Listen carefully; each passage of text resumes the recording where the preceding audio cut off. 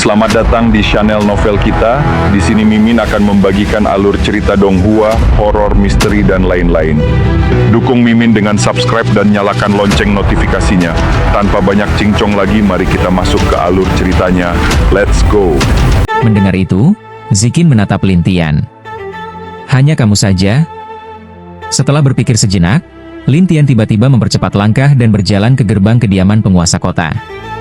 Zikin penasaran, identitas apa yang akan Lintian gunakan untuk mendekati mereka. Pada saat itu, para penjaga menghentikan Lintian agar tidak masuk ke kediaman penguasa kota. Wajah Lintian serius. Saya, Lintian, Dekan Kuil, ingin bertemu dengan kepala suku kalian. Dekan Kuil? Orang-orang itu saling tertawa sambil saling pandang. Jelas mereka tidak menganggap Lintian serius. Lintian tertawa dan berkata, "Apa yang lucu dari 4 kuil ini? Itu karena dari 4 kuil, tidak mungkin kamu adalah dewa setengah langkah, yaitu Dekan," bisik Zikin. "Jangan bicara dengan mereka, kalau aku tidak tahu siapa kamu, aku juga akan bilang begitu." Melihat ini, Lintian menenangkan diri dan tersenyum. Zikin ragu, "Kamu masih sempat tersenyum?" "Sepertinya aku harus menunjukkan sesuatu," jawab Lintian sambil tersenyum. Zikin bertanya, "Apa yang mau kamu tunjukkan?" Sudut mulut Lintian terangkat, kemudian muncul bayangan prajurit ilahi, yaitu prajurit yang dibuat oleh dewa. Ketika banyak orang melihat bayangan itu, mereka terkejut satu persatu. Beberapa orang tergagap, "Ya, itu dewa yang membuat prajurit itu. Hi, apakah dia benar-benar Dekan Kuil?" Keramaian pun terjadi di tempat itu, dan Zikin terkejut. "Kamu punya itu? Kalau tidak, tak heran kamu bisa menembus markas keluarga roh jahat dengan mudah." "Memiliki prajurit ajaib seperti itu," kata Zikin yang tiba-tiba menyadari sesuatu.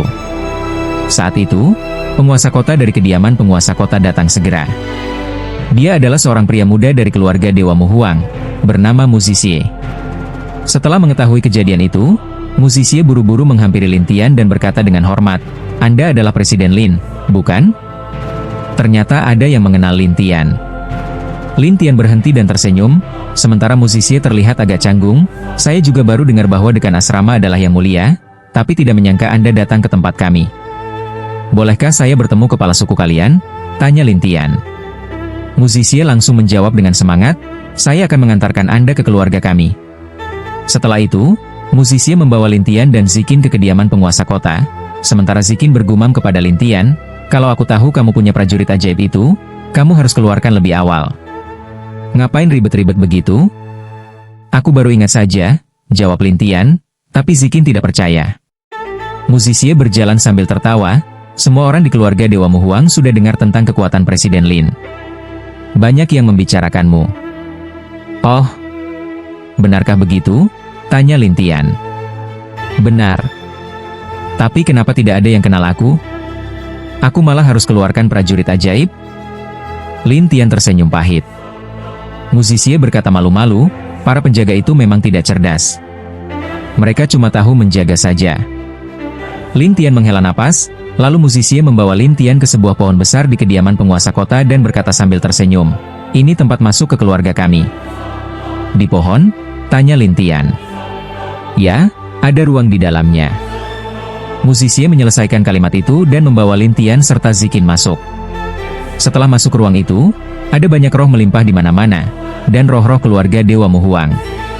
Ketika mereka melihat orang asing datang, mereka terlihat penasaran. Saat ada yang tahu bahwa itu adalah Dekan Kuil, mereka terkejut. "Lihat, Dekan Kuil datang."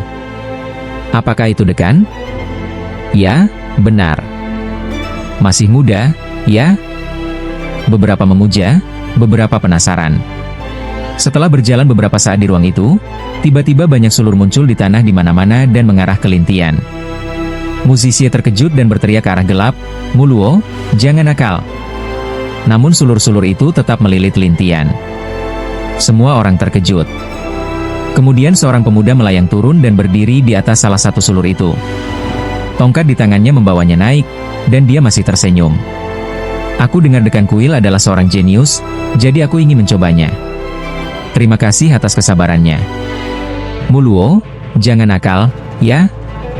Muluo, pemuda itu, memang nakal sejak lahir dan suka menantang yang kuat. Orang-orang di sekitarnya sudah terbiasa dengan sikap seperti ini. Namun sulur-sulur itu sangat istimewa.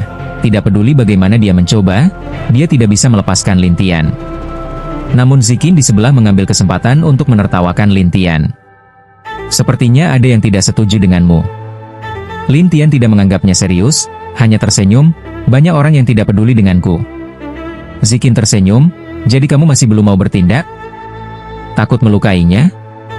Nanti mereka tidak mau meminjamkan apa-apa padamu. Lin Tian tersenyum pahit, tapi Zikin tidak percaya kalau Lin Tian benar-benar khawatir soal itu. Namun Muluo mengira Lin Tian mengancamnya. Lalu dia tersenyum dan berkata, "Kenapa kamu tidak coba saja? Takut melukiku?" Lin Tian tertawa, sementara yang lain juga tertawa. Beberapa bahkan menggoda Muluo, "Tuan kecil, dia takut melukimu." Mu Zixie tidak tahu apakah kata-kata Lin Tian benar, tapi Muluo menolak dan berkata sambil tersenyum, "Jangan berpikir begitu, aku akan melepaskanmu. Lebih baik kamu lepaskan, atau nanti kamu yang akan terluka." Saat Muluo menolak, dia juga percaya, "Aku adalah jenius sekali dalam sejuta dari keluarga Dewa Mu Huang, dan pencapaianku sudah sampai ke langit neraka 9 bintang." Lin Tian berkata, "Kamu memang kuat, tapi lepaskan aku." "Kamu pengecut?" Muluo berkata, melihat kemarahan Lin Tian. "Aku hanya ingin bertemu ayahmu," kata Lin Tian. Orang lain tidak ingin membicarakannya lebih jauh, tapi Muluo berkata, "Kalau kamu kalahkan aku akan membawamu bertemu ayahku, tapi kalau kamu kalah, kamu harus memberiku posisi kepala suku." Begitu kata-kata itu keluar, semua orang di situ terkejut. Mu Zixie berkata, "Muluo, kamu gila?" "Aku tidak gila. Aku cuma merasa kuil ini salah satu dari 4 kuil, dan baru-baru ini menjadi yang utama. Harusnya sangat bergengsi, tapi aku tidak setuju dengan setengah langkah yang jadi kepala." "Itu pendapatmu. Aku rasa itu bukan hanya aku yang merasa begitu, tapi semua orang." Muluo berkata dengan nada gila, sementara Zikin di tepi hutan tersenyum, "Sepertinya orang-orang memang tidak setuju denganmu." Lin Tian tersenyum getir. "Sepertinya kalau aku tidak bertanding hari ini, dia tidak akan membiarkanku bertemu ayahnya." "Kalau begitu kamu bisa selamat dari omelannya terus-menerus," kata Zikin dengan putus asa. Tapi Lin Tian hanya menertawakan Muluo. "Kalau kamu kalah, kamu harus membawaku bertemu ayahmu." "Tidak masalah." Melihat Lin Tian akhirnya mau bertanding, Muluo sangat senang. Lin Tian menatapnya sambil tersenyum, lalu membuka jurus, memanjat puncak, untuk melihat darah lawannya. Di bawah, memanjat puncak, Lin Tian melihat bahwa lawannya memiliki garis keturunan yang dapat melepaskan sulur tak terbatas, dan itu adalah garis keturunan dari sistem kayu 7 bintang. Jadi Lin Tian menatapnya dan tiba-tiba menghilang dari tempat semula, tetapi Muluo tidak bereaksi. Lin Tian muncul di belakangnya, lalu menggunakan Blood Breaking Magic. Kekuatan garis keturunan Muluo langsung melemah setengah, sementara Lin Tian menggunakan garis keturunan yang 1 tingkat lebih tinggi, yaitu 8 bintang. Akibatnya, Muluo langsung terjerat oleh sulur-sulur yang tak terhitung jumlahnya. Saat Muluo terkejut dan berusaha melepaskan diri, dia menemukan bahwa dia tidak bisa. Orang-orang di sekitar terkejut, beberapa terbata-bata, "Bukankah itu terlalu mudah? Terlalu menakutkan." Bukan hanya mereka, Zikin juga bergumam, "Orang ini, setelah kembali dari keluarga roh jahat dan menyerap begitu banyak kekuatan, kemampuannya benar-benar meningkat pesat." Saat ini, Lin Tian memang memiliki kekuatan setingkat 30,5 langkah, dan kemampuan reinkarnasi dapat melemahkan hampir 40% kekuatan lawan. Karena itu, Muluo hanya bisa melepaskan sebagian kecil kekuatannya, yang langsung ditekan oleh Lin Tian, membuatnya benar-benar tak berkutik. Lin Tian menghela napas lalu berkata kepada Muluo, "Kau lihat sendiri kan? Sekarang kau mengerti?" Muluo melongo, karena selama ini dia menganggap dirinya sangat kuat, bahkan mengira dia bisa mengalahkan Lin Tian dengan mudah. Tapi sekarang, 1 jurus saja sudah selesai. Begitulah, Lin Tian menatapnya dan bertanya, dan Muluo hanya bisa berkata lesu, "Ya."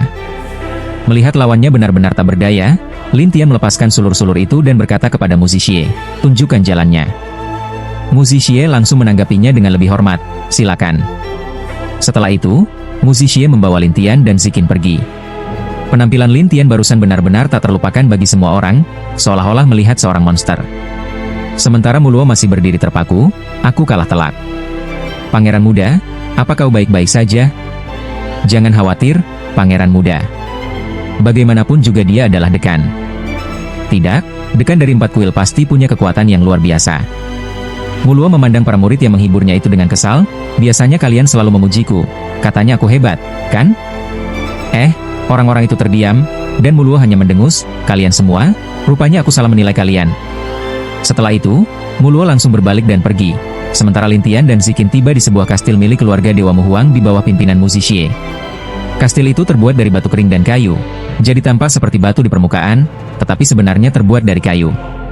Begitu sampai di kastil, ketika kepala keluarga mendengar kabar kedatangan Lin Tian, ia tampak sedikit gelisah. Untuk apa Dekan Suzerainty datang kemari? Kepala keluarga itu mengelus jenggot putihnya dengan ekspresi serius hingga Mu Zixie berkata, "Ayah." Kepala keluarga berbalik dan tersenyum. "Dekan Lin, bukan begitu?" Lin Tian agak terkejut karena pihak lain sudah tahu ia akan datang, tapi ia tersenyum santai dan berkata, "Apakah Anda kepala keluarga Dewa Muhuang?" "Ya, saya di sini. Sebenarnya saya tidak berniat mengganggu Anda." "Oh, tidak tahu ada urusan apa?" Kepala keluarga menatap Lin Tian, tapi ia tampak gelisah. Melihat kekhawatirannya, Lin Tian berkata, "Sebenarnya, saya ingin meminjam sesuatu darimu." "Meminjam sesuatu?" Kepala keluarga heran, dan Lin Tian mengangguk. "Ya, ini berhubungan dengan apakah kita bisa memusnahkan keluarga roh jahat." "Roh jahat?" Kepala keluarga terkejut, dan Lin Tian mengangguk. "Benar. Apa yang Anda maksudkan?" Kepala keluarga penasaran, dan Lin Tian berkata, "Itu adalah benda suci kalian." "Apa?" Kepala keluarga kaget, begitu pula Mu Zixie. Jelas, mereka tidak menyangka Lin Tian meminta benda itu. Lin Tian meyakinkan mereka, "Setelah selesai saya pasti akan mengembalikannya." "Dekan Lin, itu agak sulit bagi keluarga kami." Kepala keluarga ragu, karena benda suci itu adalah fondasi keberadaan keluarga mereka. Melihat keraguan mereka, Lin Tian berkata lagi, "Begini saja, jika Anda meminjamkannya, saya akan membantu Anda menyelesaikan satu permintaan." Kepala keluarga terkejut, "Satu permintaan?" "Ya, apa saja, asalkan Anda pinjamkan benda itu." Lin Tian menegaskan. Kepala keluarga terdiam lama sebelum akhirnya berkata, "Kalau kamu benar-benar mau membantu kami, mungkin saya akan mempertimbangkannya. Katakan saja permintaanmu." Kepala keluarga menjelaskan, "Ada sekelompok bandit di sekitar wilayah kami yang selalu menjarah kami bertahun-tahun. Jika kamu bisa menumpas mereka, saya akan meminjamkannya." "Bandit?" "Ya, mereka ada di pegunungan tandus ratusan mil di utara kota," jelas kepala keluarga. Lin Tian mengangguk, "Baiklah, saya akan pergi sekarang." Kepala keluarga langsung meminta Mu Zixie memimpin jalan, namun Mu Zixie tampak khawatir. "Ayah, apakah benar dia harus pergi?" "Dekan Lin sudah berjanji, biarlah dia pergi," jawab kepala keluarga. Mau tak mau, Mu Zixie pun membawa Lin Tian dan Zikin pergi. Namun Zikin merasa ini tidak wajar. Keluarga Dewa Muhuang ini termasuk salah satu dari 10 keluarga dewa terkuat. Kalau mereka sendiri tidak bisa menumpas bandit, apa kamu yakin bisa? "Tidak ada yang bisa menemukan keluarga roh jahat, tapi aku bisa," kata Lin Tian mantap. Zikin hanya terdiam. Setelah Lin Tian pergi, Muluo muncul, mendatangi kepala keluarga dan bertanya, "Ayah, kau benar-benar ingin mereka menumpas bandit itu?" "Kalau bandit itu bisa diselesaikan, keluarga kita akan merasa lega." Kepala keluarga menghela napas. Tapi Muluo ragu. "Tapi, apa dia benar-benar bisa mengatasinya? Kamu saja dikalahkan dalam satu jurus, masih mau meragukan orang lain?" "Ayah, aku..." Muluo tampak malu, dan kepala keluarga mengingatkannya, "Lain kali jangan terlalu gegabah. Kalau dia marah, kamu bisa mati lebih cepat." Muluo enggan. "Ayah, kenapa dia bisa sekuat itu?" "Aku tidak tahu." "Tidak, aku harus mengikutinya sendiri, lihat apa yang bisa dia lakukan." Muluo berpikir sejenak lalu pergi. Kepala keluarga menggeleng, dasar anak nakal.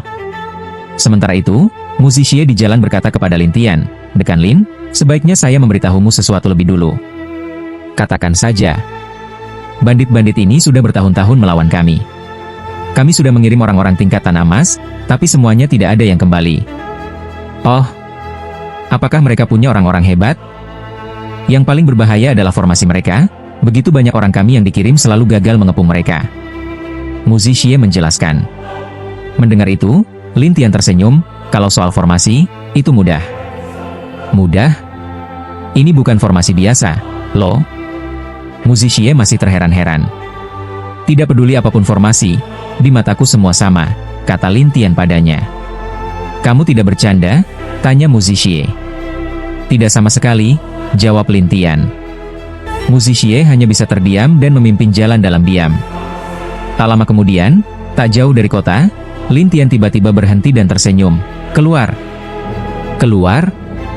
Mu Zixie dan Zikin penasaran siapa yang sedang dibicarakan oleh Lin Tian, tetapi Lin Tian hanya tersenyum puas. Tak lama kemudian, seseorang keluar dari balik pohon. Orang itu adalah Mu Luo. Mu Luo terlihat sedikit bingung. Kamu tahu semua ini? Lin Tian hanya tertawa kecil. Kenapa tidak tahu? Mu Luo kehabisan kata-kata, hanya bisa berkata, jangan sombong. Katakan, apa yang kamu inginkan? Tanya Lin Tian. Mu Zixie buru-buru mendekati Mu Luo. Kamu tidak berniat menantangnya lagi, kan? Mu Luo menggelengkan kepala. Aku tidak bermaksud begitu. Kalau begitu, maksudmu apa? Tanya Mu Zixie, khawatir Mu Luo akan membuat masalah. Mu Luo pun berkata terus terang, aku juga ingin melihat bagaimana kemampuan Dekan Lin menghadapi para bandit itu. Tidak boleh, kamu pulang saja, kata Mu Zixie tegas. Saudaraku, kamu tidak bisa menghentikanku, sahut Mu Luo dengan penuh rasa bangga, membuat Mu Zixie makin cemas. Kamu pikir aku main-main sama kamu?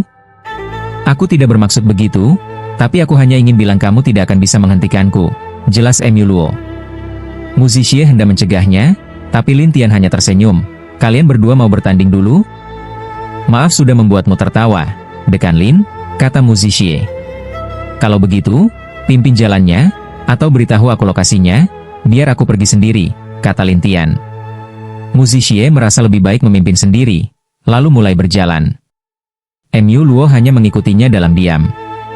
Begitulah, mereka berjalan menuju lokasi.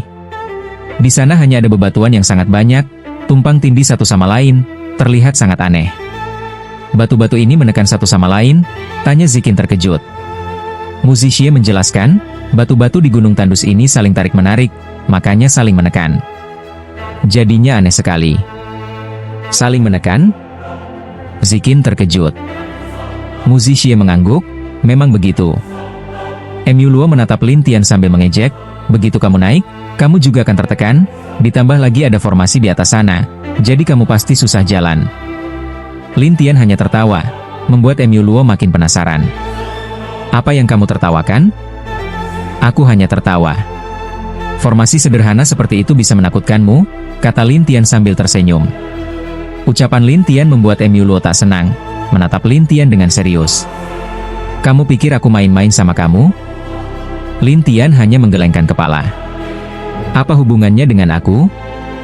Mu Luo makin tak puas. Kalau begitu, naiklah, biar kami lihat seberapa hebat kamu.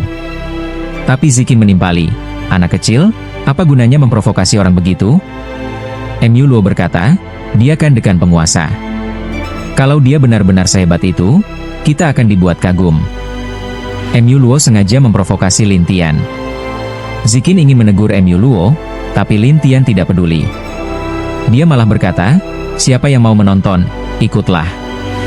Yang tidak mau, tunggu saja di sini. Setelah itu, Lin Tian langsung menaiki bebatuan tersebut. Di atas batu-batu itu, terdapat banyak gaya tarik yang membuat siapapun akan tertekan untuk merangkak. Namun Lin Tian tetap tenang, seolah semuanya tidak ada hubungannya dengannya. Ia terus berjalan maju. Sebaliknya, 3 orang lainnya merasa kaki mereka berat sekali, sampai tidak bisa bergerak. Apa-apaan ini? Kata Mu Luo kebingungan. Dia masih memandang punggung Lin Tian dengan takjub.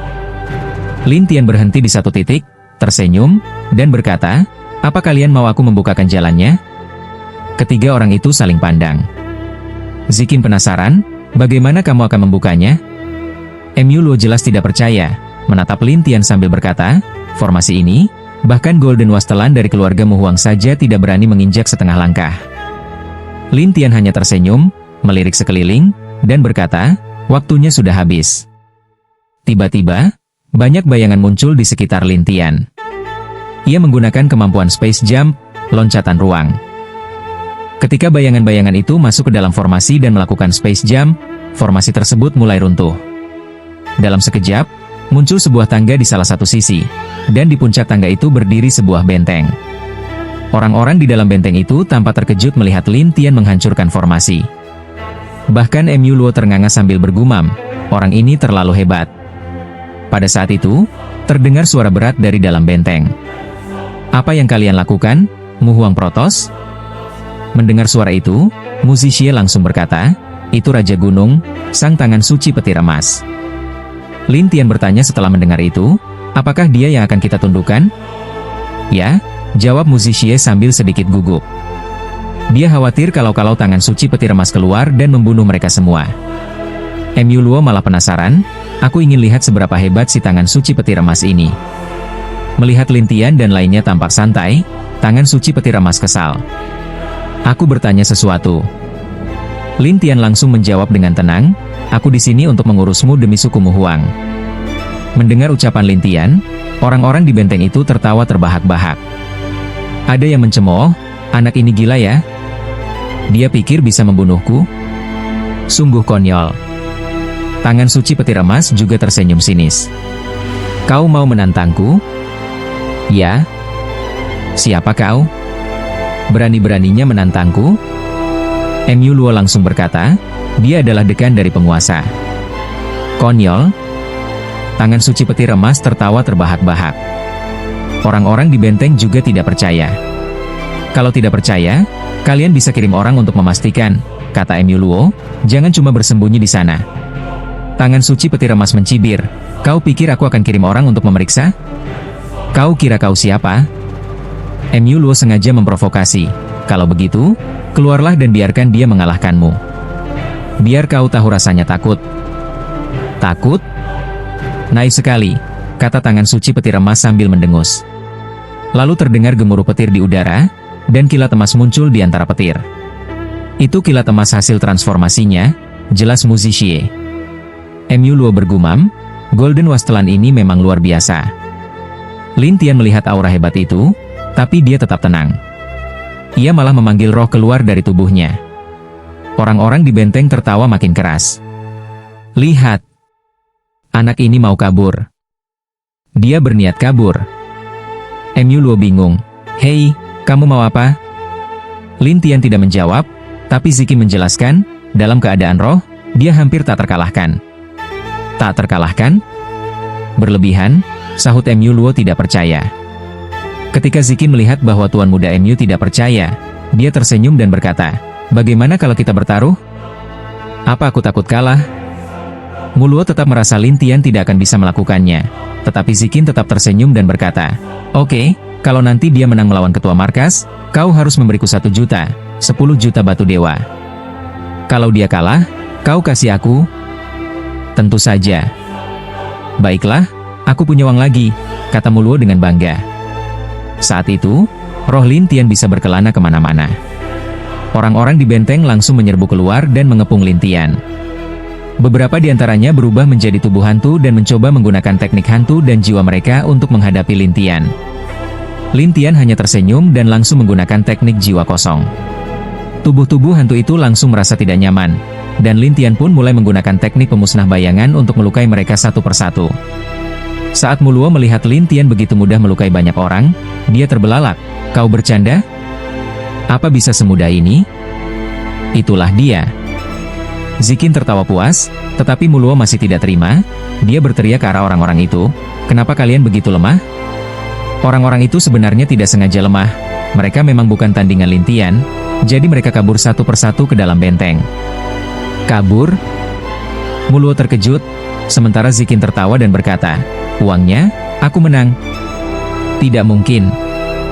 Mu Luo depresi, sedangkan Mu Zi terlihat senang. Bagus sekali. Pada saat itu, kilat emas di langit tiba-tiba jatuh, menghantam roh Lin Tian. Si tangan suci kilat emas mengira bisa mengalahkan Lin Tian dengan mudah. Namun, di bawah sambaran kilat emas itu, Lin Tian baik-baik saja. Bahkan ada baju zirah ajaib di sekelilingnya. Adegan ini membuat si tangan suci kilat emas terkejut. Dia tidak apa-apa? Apa? Kau kira aku kenapa-napa? Lin Tian bertanya dengan senyum, membuat tangan suci kilat emas menjadi marah. Berani sekali kau. Setelah itu, petir di langit jatuh lagi, jumlahnya semakin banyak, dan cahaya emas pun bertambah banyak. Semuanya menyerang Lin Tian. Tetapi Lin Tian masih tetap tenang. Kau Raja Gunung? Sepertinya tak sehebat itu. Tangan suci kilat emas, yang sebenarnya adalah pemimpin markas, sudah berada di sini selama bertahun-tahun. Bahkan Mu Huang Shenzhou saja tidak berani menantangnya. Jadi dia pun berteriak, "Hari ini, aku akan membunuhmu." Kali ini, petir semakin deras, cahaya emas makin banyak. Akhirnya semua cahaya emas itu jatuh mengelilingi Lin Tian, membungkusnya. Melihat cahaya emas itu, Lin Tian tertawa, "Apa kau mau menangkapku? Cahaya emas ini cukup untuk mengubah rohmu menjadi patung emas." Setelah berkata begitu, dia terus mengerahkan kekuatan, membuat petir dan cahaya emas di sekitar semakin dahsyat. Zikin menatap dan bertanya, "Apakah ini tidak masalah?" Zikin tetap tenang, "Kenapa harus khawatir?" Tapi Mu Luo ragu, apa dia bisa selamat? Zikin percaya pada Lin Tian, tetapi Mu Luo melihat kaki roh Lin Tian mulai berubah menjadi emas, dia panik, "Lihat! Kakinya sudah berubah jadi emas." Zikin juga mulai khawatir, apa dia akan mati? Saat itu, roh Lin Tian bergerak di antara cahaya emas itu sambil tertawa. "Teknik penembus jiwaku bisa mengabaikan semua teknik hantu dan jiwa. Jadi, lebih baik simpan saja kekuatanmu itu." Melihat Lin Tian dengan santai menembus semuanya, tangan suci kilat emas terpaksa bersembunyi di dalam benteng. Seketika Zikin tertawa, "Lihat, dia lari." Mu Luo panik, bagaimana bisa seorang pemimpin markas pengecut seperti ini? "Bukan pengecut, dia memang tidak sanggup melawan," kata Zikin membela Lin Tian. Tapi Mu Luo masih tidak percaya. Lin Tian lalu berjalan perlahan menuju benteng. Zikin yang senang cepat-cepat menyusul bersama Mu Luo dan Mu Zi. Namun, saat mereka sampai di benteng, orang-orang itu sudah menghilang entah kemana. Zikin heran, aneh, jelas tadi mereka ada di sini, sekarang hilang. Mu Luo juga bingung, apa yang terjadi? Mu Zi penasaran, jangan-jangan mereka benar-benar kabur? Ketika Lin Tian mengaktifkan Divine Eye Technique, dia bisa melihat jejak yang ditinggalkan orang-orang itu. Jejak itu ternyata menuju ke sebuah terowongan bawah tanah. Terowongan itu sangat tersembunyi, orang luar tidak akan bisa menemukannya. Lin Tian datang ke sisi terowongan itu, berjongkok, dan membuka pintu rahasia. Melihat terowongan itu terbuka, Zikin dan yang lainnya terkejut. Mu Luo bertanya penuh rasa ingin tahu, "Bagaimana kau tahu ada jalan di sini?" Lin Tian hanya tersenyum, "Aku punya teknikku sendiri." Setelah itu, rohnya langsung masuk ke terowongan. Mu Luo yang bingung langsung melompat ke dalamnya. Zikin dan Mu Zixie pun ikut masuk satu persatu. Terowongan itu seperti jurang tak berdasar. Keempatnya jatuh ke dalam lubang yang dalam. Di dasar lubang itu, para bandit sedang berkumpul mengelilingi seorang pria parubaya yang mengenakan baju zirah emas dan dikelilingi petir. "Ketua markas, lebih baik kita kabur," kata salah satu bandit. "Anak itu terlalu kuat, lebih baik kita mundur dulu, lalu kembali lagi." Orang-orang itu saling menyarankan, tetapi wajah tangan suci kilat emas sangat muram. Dia bergumam, "Tempat ini susah sekali kutemukan untuk berlatih, ditambah pertahanannya juga kuat. Tapi bagaimana kalau dia menemukannya juga?" tanya salah satu bandit penasaran. Tangan suci kilat emas dengan percaya diri berkata, "Tidak mungkin, tempat ini hanya kita yang tahu." Namun, tepat setelah dia bicara, Lin Tian dan yang lainnya jatuh ke tempat itu. Semua orang terkejut. Tangan suci kilat emas juga heran, menatap Lin Tian, "Bagaimana kau bisa menemukan tempat ini? Kau benar-benar mau tahu?" tanya Lin Tian sambil tersenyum. Tangan suci kilat emas membalas, "Tentu saja." Lin Tian menertawakan tangan suci kilat emas, "Tempat yang sepele seperti ini langsung terlihat jelas bagiku." "Tempat sepele?" Tangan suci kilat emas langsung marah, lalu mengangkat tangannya, membuat seluruh ruang seolah-olah mulai berguncang. "Apa yang sedang terjadi?" Mu Luo terkejut, dan Mu Zixie cepat-cepat berkata, "Ini sepertinya ruang terpisah." Zikin ragu-ragu, "Apakah ini di dalam gunung?" "Gunung ini sebenarnya adalah senjata ruang dimensi, dan aku sedang berusaha menaklukkannya, tapi kalian malah datang," kata Lin Tian sambil melirik sekeliling. "Senjata ini bagus juga, pertahanannya kuat." "Tentu saja. Barang pilihanku tidak mungkin jelek." Tangan suci kilat emas membalas dengan bangga. Namun, Lin Tian hanya tersenyum, "Walaupun kuat, kau pasti sulit mengendalikannya. Lebih baik kau serahkan saja padaku." "Kau mau?" "Mimpi." Tangan suci kilat emas kemudian menambah kekuatannya, membuat ruang berguncang semakin hebat. Setelah itu, sebuah penutup hitam muncul dan menjebak Lin Tian beserta yang lainnya. Melihat penghalang itu, Mu Zixie tampak pucat pasi dan menyerang ke segala arah. Namun dia sama sekali tidak bisa membuka penghalang itu. Mu Luo juga mencoba, tetapi serangannya sama sekali tidak menimbulkan efek pada penghalang itu. Zikin tetap tenang, dia hanya menatap Lin Tian karena merasa Lin Tian pasti baik-baik saja. Pemimpin Jinlei tertawa, seolah-olah menjebak Lin Tian adalah hal yang paling menyenangkan baginya. Namun Lin Tian malah tersenyum pada pemimpin Jinlei dan berkata, "Sebaiknya kau cepat-cepat menyerah." "Menyerah? Bocah, kau kira aku takut padamu?" Pemimpin Jinlei tertawa sinis pada Lin Tian, tapi Lin Tian balik menertawakannya. "Kau kira aku takut padamu? Omong kosong. Penghalang ini adalah senjata ruang yang sangat kuat." Pemimpin Jinlei tampak sangat bangga. Lin Tian hanya berkata pelan, menggunakan teknik Instant Soul, dan tiba-tiba menghilang dari dalam penghalang. Semua orang terkejut melihat adegan ini. Bagaimana dia bisa keluar? Mu Luo masih tidak percaya, tetapi Zikin tersenyum dan berkata, dia memang ahli menembus ruang. Menembus? Mu Luo terkejut. Tentu saja, kata Zikin sambil tersenyum. Mu Luo menatap Lin Tian dengan semakin ngeri, merasa dirinya seperti semut di hadapan harimau. Dia hanya menoleh, sampai tiba-tiba Lin Tian berdiri di belakangnya sambil tersenyum. "Senjata ruang ini, aku yang akan mengambilnya." Setelah itu, Lin Tian kembali menghilang, dan bayangan iblisnya menari-nari di udara, mulai merebut senjata ruang itu. Pemimpin Jinlei tidak percaya Lin Tian bisa mengambilnya, tetapi tak lama kemudian dia sadar telah kehilangan kontak dengan senjata ruang itu. Dia ketakutan dan berkata, "Bagaimana ini bisa terjadi? Senjata ruang ini telah memilih tuan barunya." Lin Tian muncul kembali, berdiri di udara sambil tertawa. Pemimpin Jinlei tidak percaya dan berusaha mengendalikan senjata ruang itu lagi, tetapi Lin Tian hanya tertawa. "Coba saja, lihat apakah kau masih bisa pergi dari sini." Mendengar itu, pemimpin Jinlei mencoba keluar, tetapi dia mendapati dirinya benar-benar terjebak di tempat itu. Apa? Pemimpin Jinlei panik. Biasanya dia bisa keluar masuk dengan bebas, tetapi hari ini dia sama sekali tidak bisa keluar. Bukan hanya pemimpin Jinlei yang panik, para bandit di sana pun ketakutan satu persatu. Mereka berlutut dan memohon belas kasihan Lin Tian. Pemimpin Jinlei pun marah, menatap mereka dan berkata, "Bajingan, kalian semua tidak berguna." Mereka semua hanya menunduk pasrah, menunjukkan rasa putus asa. Pemimpin Jinlei lalu menatap Lin Tian dengan marah. "Bocah, aku tidak mau kalah begitu saja." Lin Tian tersenyum santai. "Tidak mau kalah? Terserah, yang penting kau akan aku serahkan kepada kepala suku kami. Bagaimana dia akan menanganimu, itu urusannya. Kau tidak boleh menyerahkanku padanya," teriak Jinlei.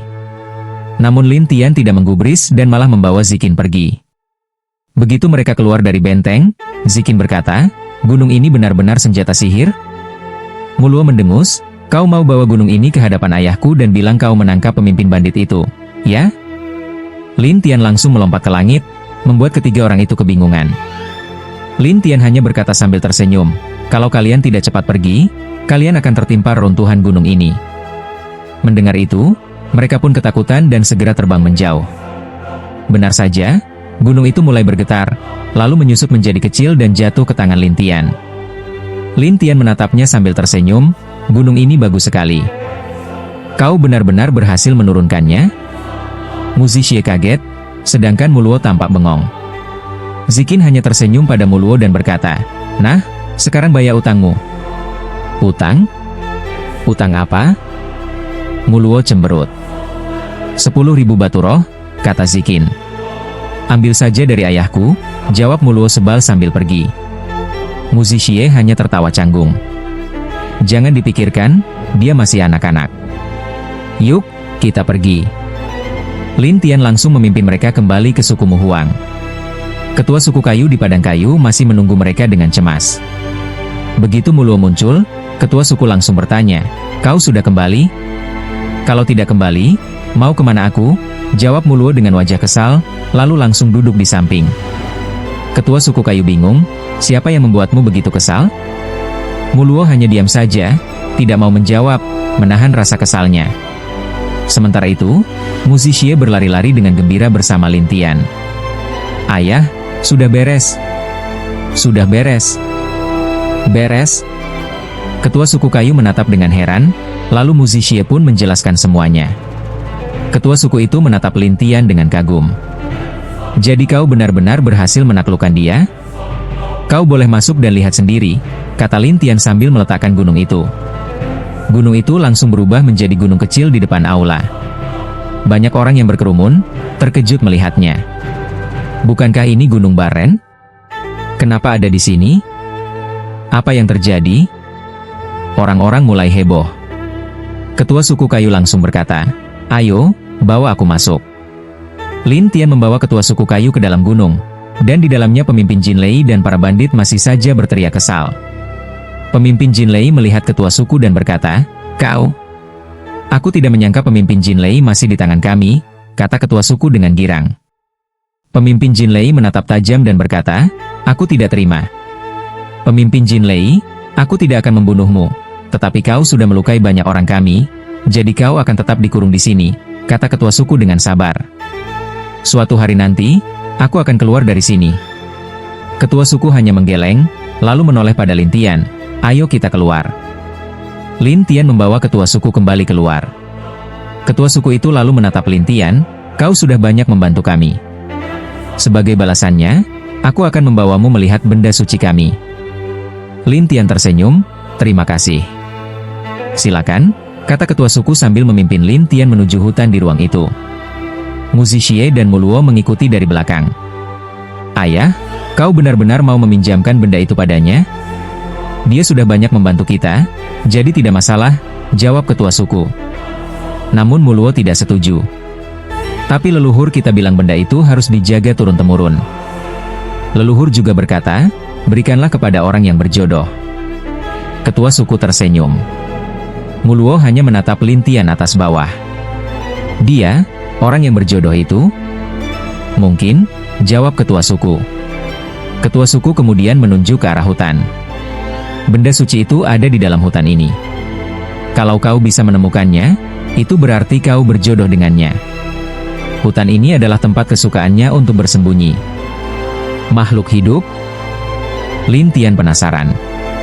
Ketua suku mengangguk. "Ya, dia memiliki kekuatan dewa yang sangat kuat." Lin Tian mengerti, tetapi Mu Luo sengaja menggodanya. "Bukan untuk membual, benda suci milik keluarga kami itu hanya bisa dikenali oleh orang yang ditakdirkan. Jadi kalau bukan keturunan kami, mustahil untuk menemukannya." Namun Lin Tian hanya tersenyum percaya diri dan berjalan memasuki hutan.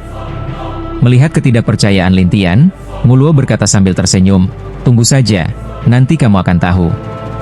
Tetapi kepala suku menegur Mu Luo, "Jangan terlalu kasar." "Ayah, aku hanya bicara yang sebenarnya. Apa salahnya?" jawab Mu Luo tidak terima. Kepala suku hanya terdiam sambil menatap Lin Tian.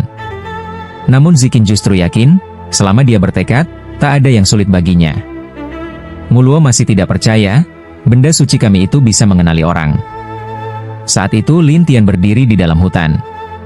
Ia merasakan sesuatu di sekitarnya, sangat tersembunyi.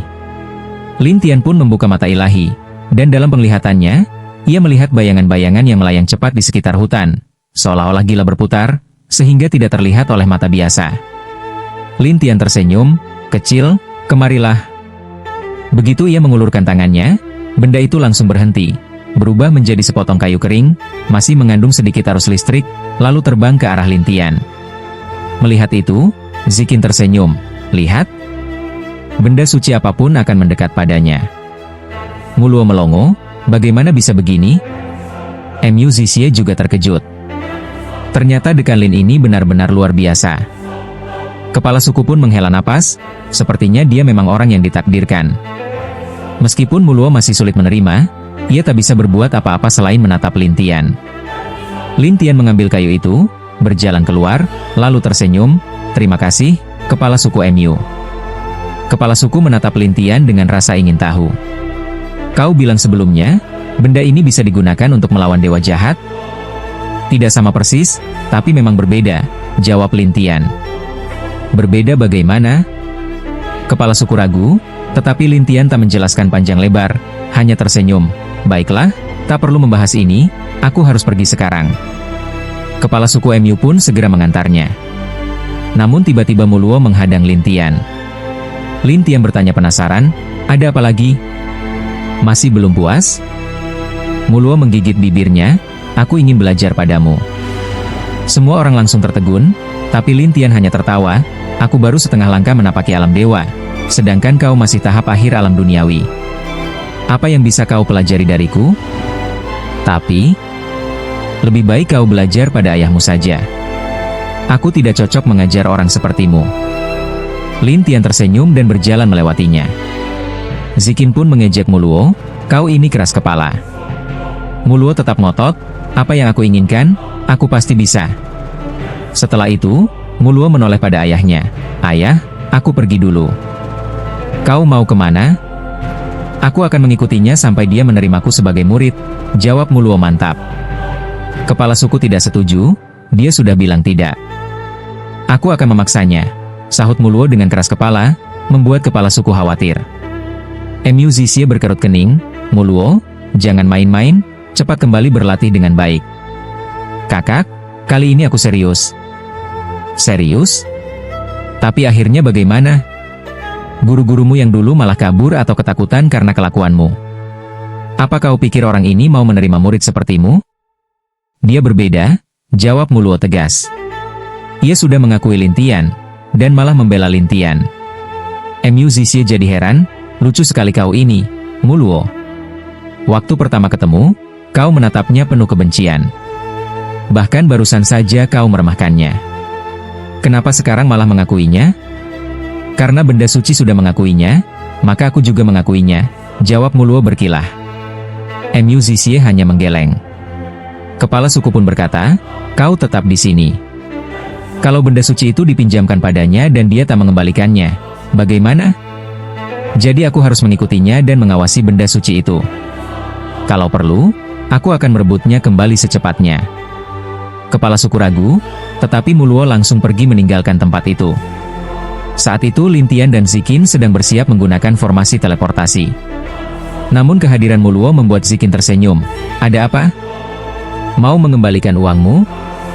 Uang 10 juta itu akan kukembalikan padamu nanti, jawab Muluo lesu. Zikin mendesah, aku tahu kau bukan kesini untuk uang. Tentu saja. Jadi apa yang kau mau? Zikin bertanya penasaran. Muluo menatap Lin Tian, tiba-tiba berlutut, aku ingin berguru padamu. Tapi Lin Tian hanya tersenyum, aku sudah bilang, aku tidak menerima murid, jadi untuk apa buang-buang waktu? Zikin juga menggoda, kau ini keras kepala sekali.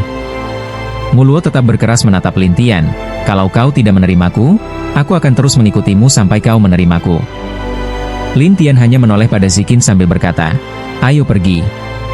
Setelah itu mereka berdua masuk ke dalam formasi teleportasi, dan Muluo buru-buru mengikuti.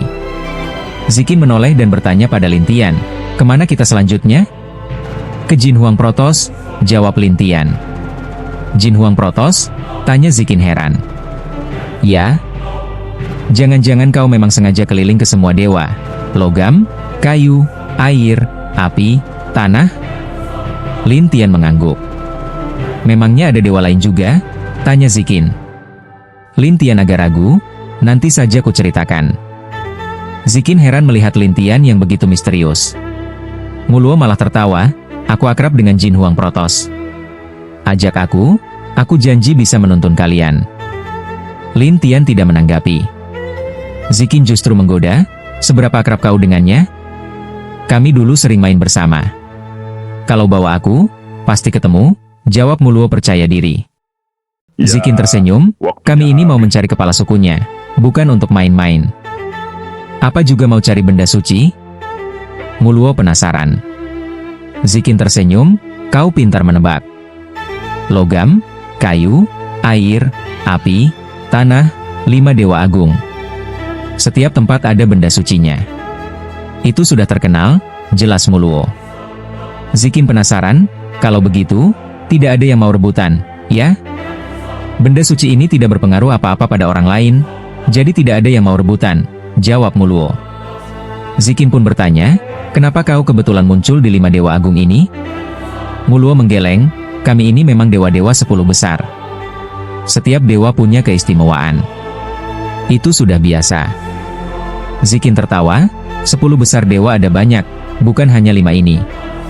Pokoknya, kelima dewa ini punya sejarah panjang. Benda suci ini diturunkan sejak zaman kuno, jawab Muluo. Zikin penasaran. Oh ya? Sejak kapan? Kalau kau mau dia menerimaku sebagai murid, aku akan ceritakan, kata Muluo sambil tersenyum licik. Ya, waktunya habis. Bersambung ya bos. Besok kita lanjut lagi, oke?